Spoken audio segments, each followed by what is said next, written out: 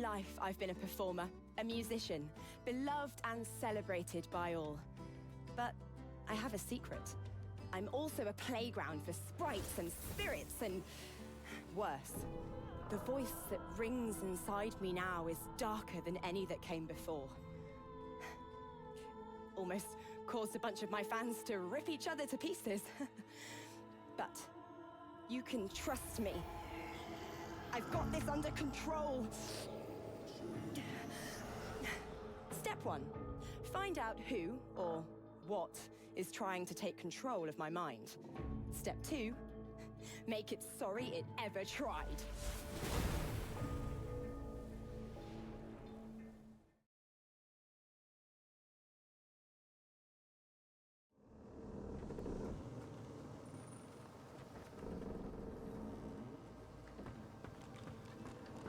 After all that's just happened, life, every flawed morsel of it, seems more precious to you than ever.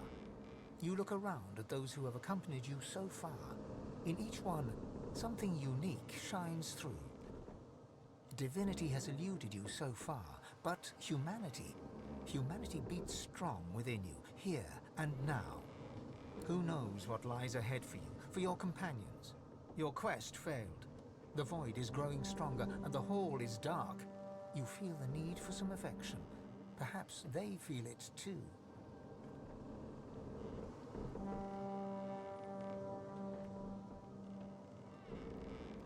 She pulls you close and kisses you like you've never been kissed before. That's a yes. Come, let's find ourselves a quiet spot, shall we? As you move to go below decks, the live wood creaks and groans. The steps you thought you knew lead you to a part of the ship you've never seen before. A newly carved nook that smells of resin and wood chips.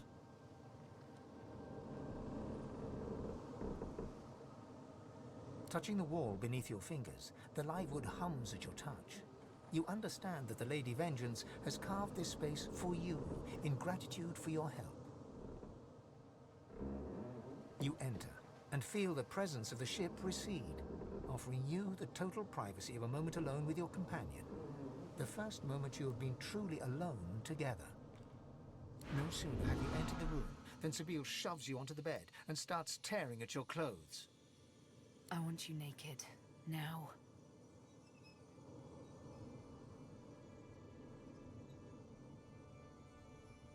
She looks on as you remove your garb, and it's like you can feel her gaze, an eager flame that travels up and down your naked body. Good girl. She takes one of your hands and leads it to her lips, gently brushing them with your fingertips. Remember how when we first met I licked your arm? Think now of what will happen when I lick you all over. All those memories shrouded in flesh. No more secrets. I will know you like I know my own heart. She lowers your hand and places it between her breasts. You can feel the beat of her heart, the dulcet, ancient rhythm. Let me come to know you. She kisses you gently. Then, as your mouths open, a dalliance of tongues. The sweet taste of remembrance. The titillation that is one's first kiss. How young you were. Tell me, how was it?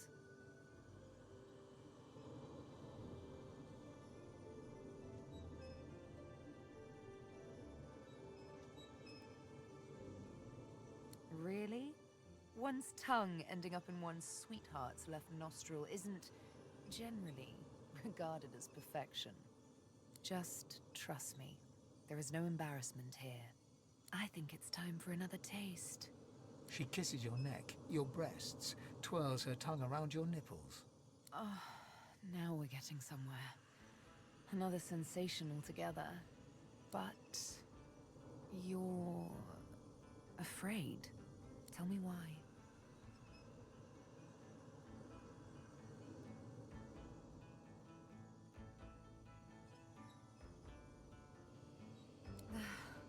Except me, and my nails, and my needle. Forget the scar. Forget the names on my skin. and forget the instrument with which I kill, you will get to know the real me. All of me. I am Sabine, and I'm here with you. That's right, my darling. I'm here with you. Now do you realize you've no reason to fear me? That I could never hurt you? I love you. I want you. Her kisses go lower still, your belly and below. Her tongue right there, that delightful pressure again and again. Just a tease. Slowly she moves back up, her body close to you, her lips against your ear. Just one question left. The one question as yet unanswered in your flesh. Do you love me too? And I will have to take your word for it, won't I? With a few easy movements, Sabine slips out of her clothes and straddles you in all her naked glory. Two heats hot against one another. Oh, isn't it wonderful to be in love? Isn't it magical to make love? Her lips land on yours once more as her fingers curl inside you, and slowly, ever so slowly, she coils you into oblivion.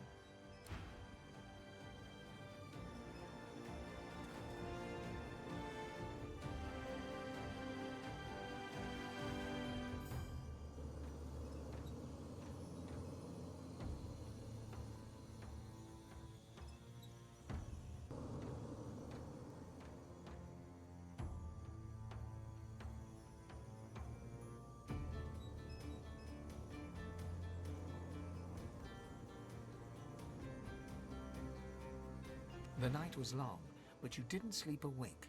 You lie in one another's arms, basking in euphoric exhaustion. Ready for round 5?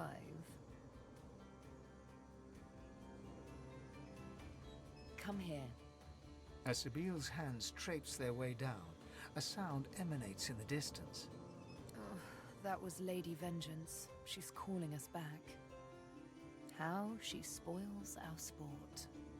You both rise from the bed and get dressed. When you're ready to leave, Sabine takes your hands in hers. You know me now, don't you? The real me. You're not afraid anymore, are you?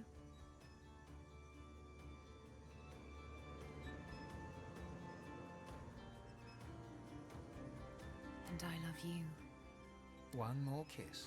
Then you leave, your arms around each other's waist. Let's get this divinity thing over with, shall we?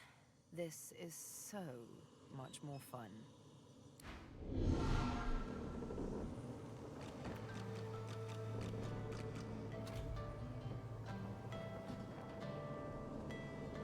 Well, hello again.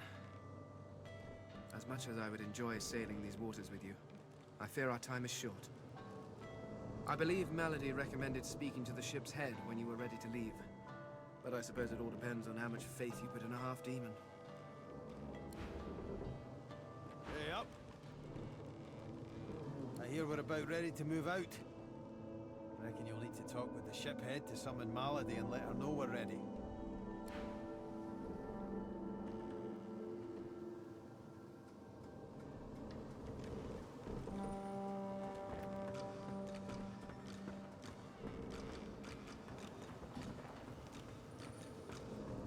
The day was lost, and no one won. Divinity is still up for grabs. Will you be the one to grab it? I do so wonder. Your mind, the demon that's in there. As long as it possesses you, divinity will be his, not yours. You mustn't give it the chance, Lohse.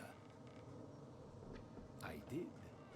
She's quite graciously taking us to demon-haunted arcs. Our pursuits align and continue. Not many things I can fetch around here, but who cares, eh? Look at this place!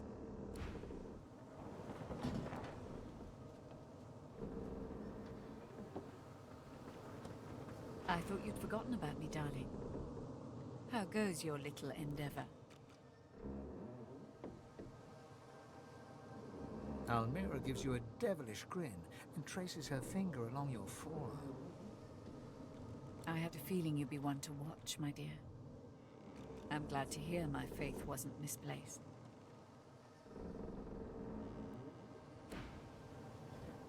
I'm glad I didn't step ashore on that island with you, sorcerer. That place is a pyre. The Order. My comrades. I don't regret leaving with Almira, but I did swear an oath. I hear Bishop Alexander made it to the island with some followers. What came of him? No loss. The Divine Order grew weak and divided under his stewardship. Perhaps if it survives, it can come back stronger. All this commotion hasn't made it any easier for me to restore anathema. The fewer distractions, the better. My efforts continue. I must admit it's quite an intricate piece to work with, even for someone like myself. I remain confident of success, though.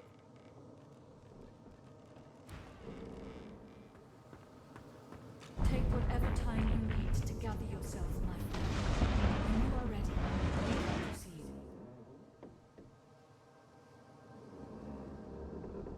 Yes, I am sorry. She had me built to her exact designs. Not even I know all the ways in which she can control me. She was able to follow my wake like a shark. But I will see myself destroyed rather than be forced to betray you again. I swear.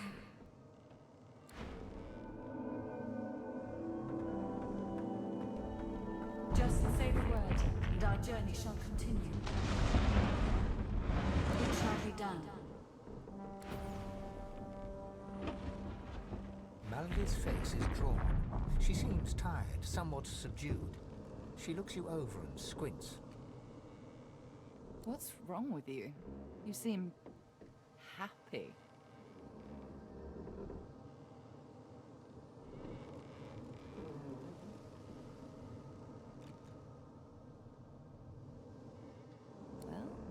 Well. And does the object of your affection feel the same about you? A smirk curls across her face. Good for you, darling. We could all use a little good news about now, couldn't we? What comes next will be... well, it'll be up to you how it will be. I've had some time to think, and there's a few matters I want to discuss before we carry on. I doubt you've forgotten the death of Meister Siva. She swallows hard and closes her eyes for a moment, as though trying to dispel a dizzy spell. She and I had a deal, you see. A deal that's now quite obviously defunct. According to its terms, I was to help you ascend to divinity, and she was to help me with another matter. The details aren't important now, it's just... never mind. Another entangling alliance. But I won't be able to disentangle it on my own. There may come a time when I need to count on you as an ally. So, are we? Allies, that is.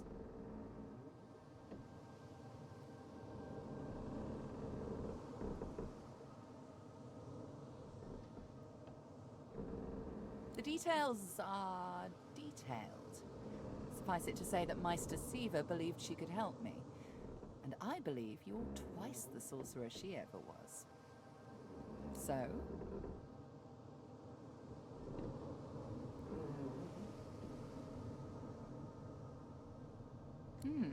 That's something I don't often hear. Thank you. Really. Moving on. I found out where Dallas is heading. There's a great city not far from Driftwood, Arx by name. It's controlled by Magisters, so you'll have your work cut out for you. We have to find out what she's planning to do with the powers of the Seven. You'll need to find her and take back what she stole, and quickly, before she does something irreversible. Dallas, or any of the others for that matter, cannot be allowed to use the powers of the gods. She doesn't understand what must be done. She doesn't understand how to rule.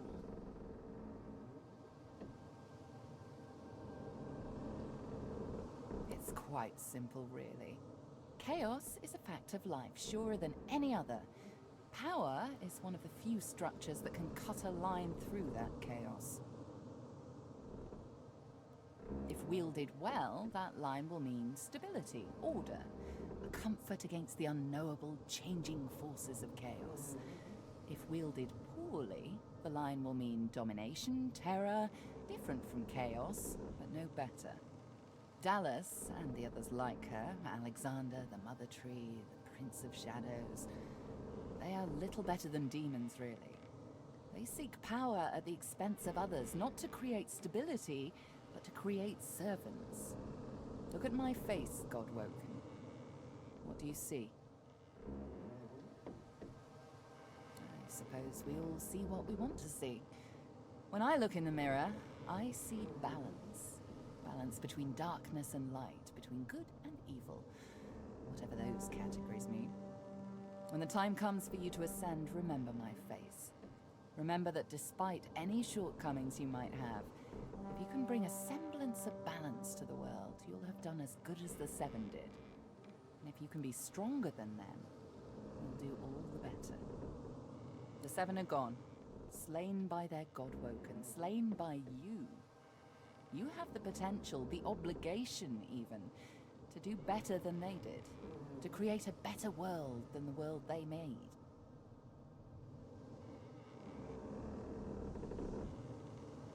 I know what evil is, Godwoken. I've seen what chaos can do. It isn't how I picture Rivellon's future. You are my insurance against that. Now, there's little time to spare. We need to get you to Arx, find Dallas, take back what she stole. Shall we go? Very good. How lucky for you I'm on your side. I'm probably the only one masterful enough to transport an entire ship safely between the land of the dead and the land of the living. Captain Malady stands at the ready.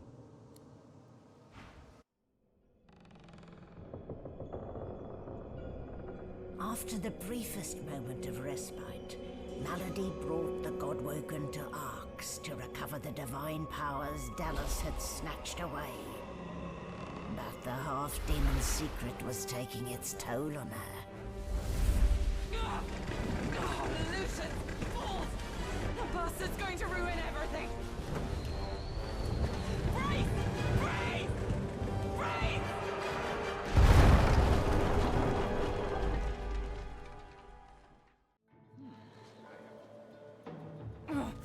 Don't say anything.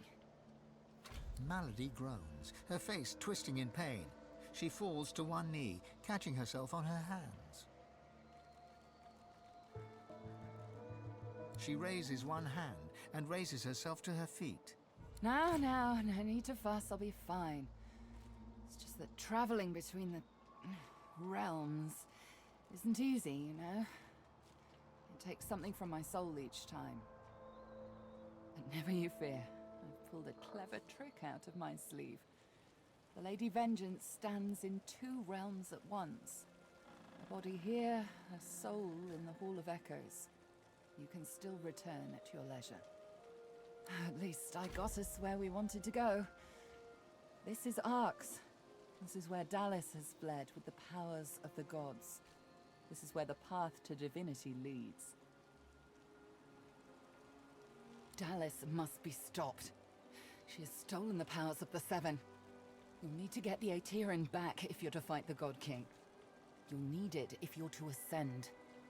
Track her in Arx. Find out where she's gone and end her. Take back the Aetherin and the powers of the gods with it. Before you go, Lohse, perhaps you sense it already, but this is where he lives. Your demon, a drama leak. You must be exceedingly careful. He'll be waiting for you. But we have his name. There may be something we can do to hinder him before you even meet. I'll do some investigating while you're busy hunting Dallas. If my suspicions are right, we may still stand a chance. Good luck, and do not fail. Oh, Quercus. She might have been a butchered tree, still made a noble home. And now our nest is gone. We cannot hide in their barren hall of echoes. We cannot idly wait for fate to take us. There's only one thing left to do. Salora looks up to you, then back to Quercus. His whiskers twitch. We must fight! Onward, Quercus! Onward, shield! Until the great acorn drops, there's still hope! Ho! These Godwoken are going to be the death of me.